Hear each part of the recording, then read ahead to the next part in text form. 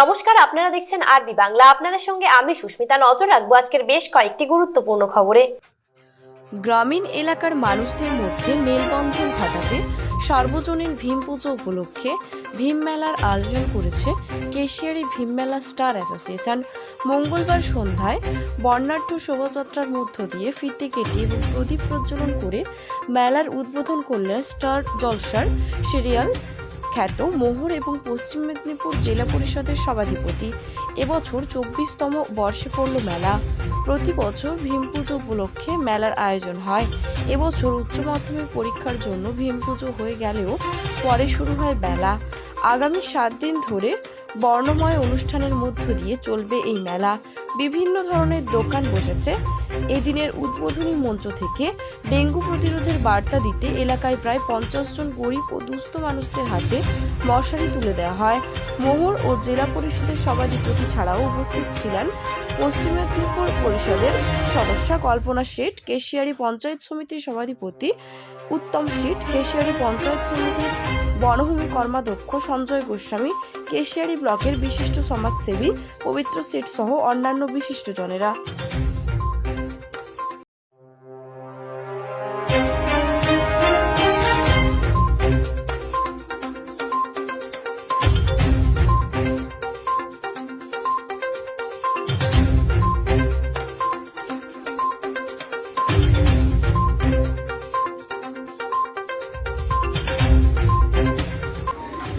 এটা আমাদের 24তম মেলা। আয়োজক হচ্ছে ভীম মেলা স্টার অ্যাসোসিয়েশন।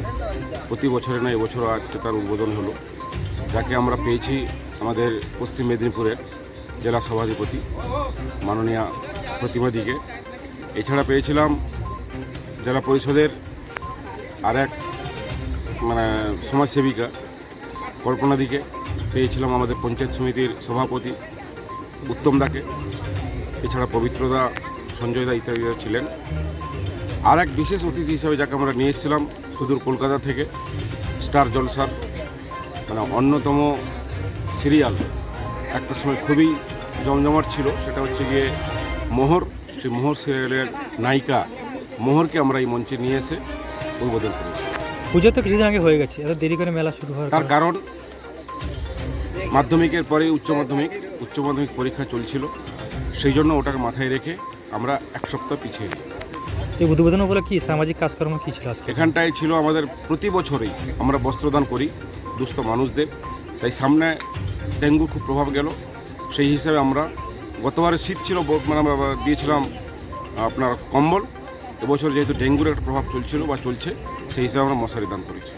কী কী অনুষ্ঠান রয়েছে মেলা? বিভিন্ন দিনে বিভিন্ন ধরনের অনুষ্ঠান রয়েছে, নৃত্যও রয়েছে সঙ্গীত, এবারেও রয়েছে ফিল্ম আর্টিস্টদের, অভিনেতা এবং অভিনেত্রীরা আসবেন। 2 তারিখে আসছেন অঙ্কুশ হাজরা, 4 তারিখে রয়েছেন ঋতুপর্ণা সেনগুপ্ত। এবারে যেহেতু আমরা এসটি বেল্টে থাকি, কেশারি হচ্ছে এসটি বেল্ট, কেশারি পঞ্চায়েত সমিতি, সেই হিসেবে আমরা এসটি প্রোগ্রামও 2 দিন রেখেছি। এলাকার মানুষ কতটা উৎসাহিত এই মেলাকে ঘিরে? এই নিয়ে অপেক্ষা করে থাকেন যে কবে সে ভীম একাদশী আসবে আর এইখানে এই ধরনের একটা প্রোগ্রাম হবে। কী নাম আপনার?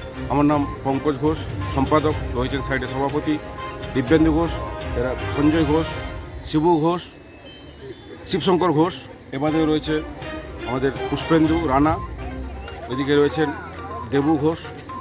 তো এরা সবাই, আরও কয়েকজন নেই আমাদের, প্রচণ্ড ওরা পরিশ্রম করে এই মেলাটা করে। জঙ্গলমহলের বিভিন্ন দাবিকে কেন্দ্র করে মঙ্গলবার ঝাড়গ্রাম জেলা শাসকের মাধ্যমে পশ্চিমবঙ্গ সরকারের নিকট স্মারকলিপি প্রদান করল জঙ্গলমহল স্বরাজ মোর্চা। জানা গেছে, ঝাড়গ্রামের কর্মতীর্থগুলিকে যথাযথ ব্যবহারের জন্য দ্রুত উদ্যোগ গ্রহণ করতে হবে। জঙ্গলমহলের স্বাস্থ্য ব্যবস্থা উন্নয়নের জন্য AIIMS নির্মাণ করতে হবে। এছাড়াও মোট 27টি দাবি নিয়ে ঝাড়গ্রামের জেলা শাসকের কাছে স্মারকলিপি প্রদান করলেন জঙ্গলমহল স্বরাজ মোর্চা। উপস্থিত ছিলেন জঙ্গলমহল স্বরাজ মোর্চার কেন্দ্রীয় সভাপতি অশোক মাহাতো।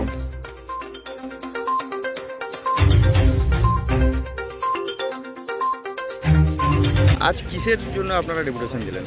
আজকে আমরা জঙ্গলমহলের সার্বিক বিষয়গুলোর উপর, যেহেতু মুখ্যমন্ত্রী জঙ্গলমহল সফরে আছেন, ওনার দৃষ্টি আকর্ষণ করার জন্য ঝাড়গ্রাম জেলার জেলাশাসক মহাশয়ের মাধ্যমে ওনার কাছে 27 দফা দাবি সনদ দিলাম। এর সাথে সাথে আপনারা জানেন যে এই অঞ্চলে একটি জ্বলন্ত সমস্যা, জঙ্গলমহলে যে হাতির হানায় অনেক মানুষের মৃত্যু হচ্ছে এবং পর্যাপ্ত ক্ষতিপূরণ সহ নিহত পরিবারগুলো চাকরির দাবি। এই সংক্রান্ত বিষয় নিয়ে আমরা বিভিন্ন সময় অবগত করেছি, স্থানীয় জেলা প্রশাসনকে বা রাজ্যেরও দৃষ্টি আকর্ষণ করেছি। যেহেতু মুখ্যমন্ত্রী আসে, সেই বিষয়ে দুজন নিহত পরিবারের সদস্যকে নিয়ে আমরা জেলা শাসক মহাশয়ের কাছে সাক্ষাৎ করলাম যে দ্রুত যাতে এই পরিবারগুলো চাকরি পেয়ে যায় তার বিষয়ে ওনাদের কাছ থেকে জানতে চাইলাম। তো ওনারা বললেন যে দুজন ছিল যে পরিবারগুলো নিহত হয়েছে ঘোষণা অনুযায়ী তারা সকলেই চাকরি পাবেন। তার যে প্রসেস প্রায় কমপ্লিট এবং ফরেস্ট থেকে ওনাকে যে তথ্য পাঠিয়েছে উনি সেটা রাজ্যের কাছে পাঠিয়ে দিয়েছেন। তো আমরা ওনার কাছে আবেদন করলাম, যেহেতু সিএম ম্যাডাম আমাদের জঙ্গলমহলে আসছেন, তাই আপনার কাছে স্পেশালভাবে আমরা দৃষ্টি আকর্ষণ করছি যাতে এই বিষয়গুলো নিয়ে শুরু হয় এবং দ্রুত এই পরিবারগুলো চাকরি পায়। কি আশ্বাস কি দিলেন এখন? তিনি বললেন যে আমার যে জেলা প্রশাসনের যে কাজ সেটা আমি করেছি, ঠিক আছে, আশা করি দ্রুত হয়ে যাবে, প্রত্যেকেই চাকরি পাবে যে পরিবারগুলো হাতির হানায় নিহত হয়েছে। আপনার নাম এবং ডেজিনেশন? আমার নাম অশোক মাহাতো, জঙ্গলমহল সরকার মোর্চার কেন্দ্রীয় সভাপতি। কলকাতায় সংবাদ মাধ্যমের মুখোমুখি হয়ে বহু মূল্যবান বক্তব্য রাখলেন জনপ্রিয় জননেতা তথা রাজ্যের বিরোধী দলনেতা সম্মানীয় শ্রী শুভেন্দু অধিকারী মহাশয়। এফআইআরটা আগে হয়ে গেছে, গ্রেপ্তার মানে অভিযোগ থানায় পরে হচ্ছে। এই ধরনের ঘটনাটা যেটা কিভাবে দেখছেন? তাড়াহুড়া করে করতে গেলে এইসব হবে, ভুলভাল হবে। মানে এরা হয়, মানে এরকম করা যায়? পুলিশ যেমন আমার বিরুদ্ধে এফআইআরগুলো করে সব ভুলভাল এফআইআর হয়, এখানেও তাই করছে। এটা সন্দেশখালী একটা গুরুত্বপূর্ণ। কান দিয়ে দেখলে এগুলোই হবে, চোখ দিয়ে দেখতে হবে। আচ্ছা, আর সন্দেশখালীতে দেখা যাচ্ছে যে শাহজাহানের জমি দখল করেছিল বিভিন্ন জায়গায়, সেই জমিগুলো ফেরানোর চেষ্টা করা হচ্ছে। জমি মুভমেন্ট একটা গুরুত্বপূর্ণ ভূমিকা। জমি ফেরাতে হবে না, জমি ফেরাতে হবে না, জনগণ নিজেরাই নিজেদের রেকর্ড ডিডের জমি নিয়ে নিবে, জনগণ নিয়ে নিয়ে ফেরাতে হবে। আর ব্রাত্য বসু পার্টিকুলারলি তিনি একটা সময় বেঁধে দিচ্ছেন শাহজাহানের গ্রেপ্তারের ক্ষেত্রে। কে? ব্রাত্য বসু। ওর নাম ভৃত্য বসু।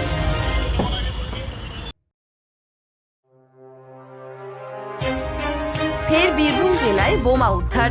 ইলামবাজার এবং কীর্ণাহার পৃথক পৃথক দুটি থানা এলাকা থেকে উদ্ধার প্রায় 85টি তাজা বোমা, আতঙ্কিত এলাকাবাসীরা।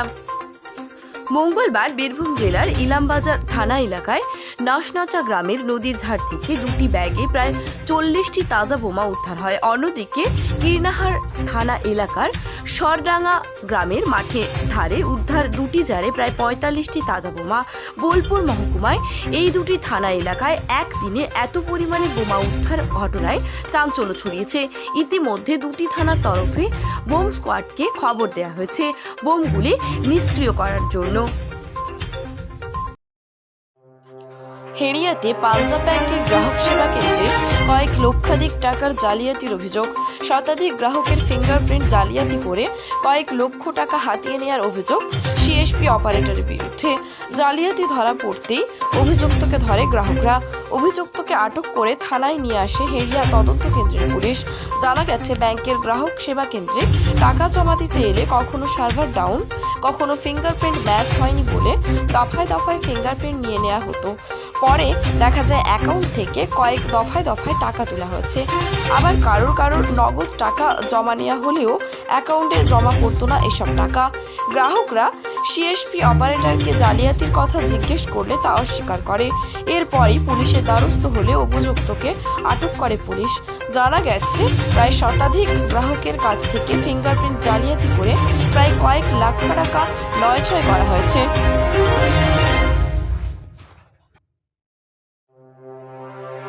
আপনার নাম? আবু সামাদ। আপনি কি করেন? আমি ভ্যান চালাই। আপনার কত টাকা প্রতারিত হয়েছে? আমার 35,000। কি করে বুঝলেন প্রতারিত হয়েছে? ওই অ্যাকাউন্ট চেক করতে এসে ধরা পড়ে গেল। আমার অ্যাকাউন্টে টাকা ছিল মোট 47,400 কত টাকা আছে, এবার 35,000 ও তুলে নিয়েছে। কীভাবে তুলে নিয়েছে? ওই ফিঙ্গারপ্রিন্ট দিয়ে করে কোনো রকম তুলে নিয়েছে।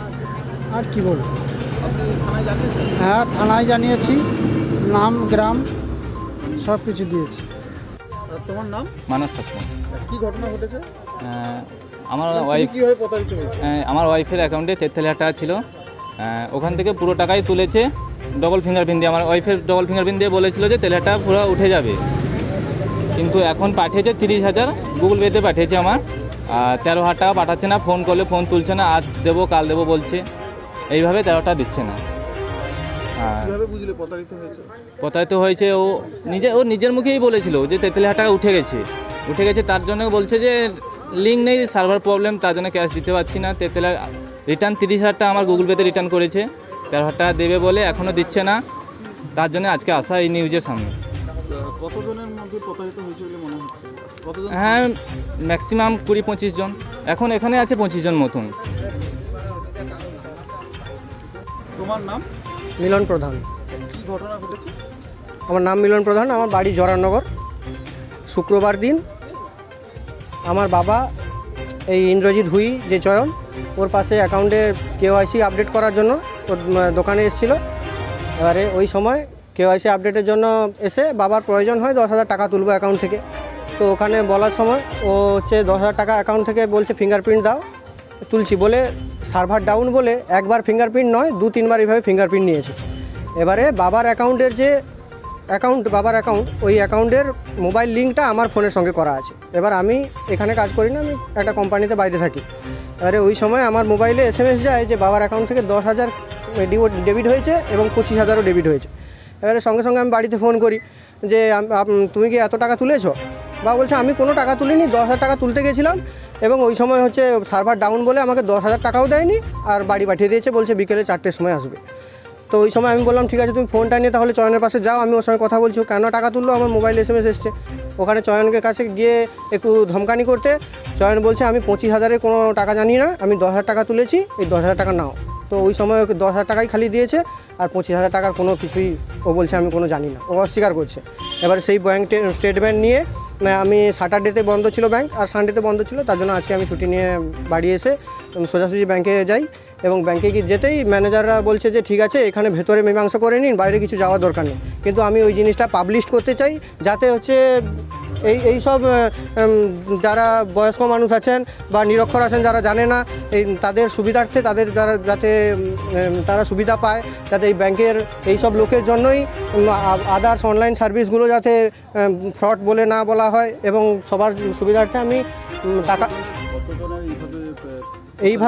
এইভাবে তো এখানে আছে 4-5 জন এবং আরও আমাদের গ্রামেরই অনেক বয়স্ক মানুষ এভাবে ফ্রড হয়েছেন।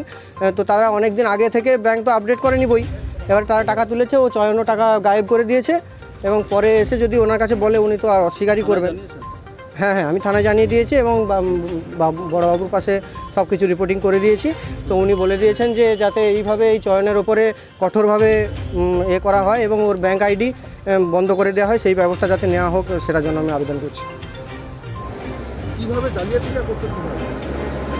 ও যখন কাস্টমার যেত, এবারে কাস্টমারের কাছ থেকে ফিঙ্গারপ্রিন্ট নিয়ে টাকা তুলতো এবং সার্ভার ডাউন বলে ও 2-3বার কাস্টমারের কাছ থেকে ফিঙ্গারপ্রিন্ট নিত এবং একবারে টাকা দিয়ে আর টাকাগুলো নিজের পাশে রেখে দিত এবং কাস্টমার যখন পাসবই আপডেট করতে পরে তখন জানতে পারতো যে ওই ডেটে 2-3বার টাকা উঠে গেছে আর তখন এসে কাস্টমার কমপ্লেন করে এবং আমিও কমপ্লেন করি ওইভাবে।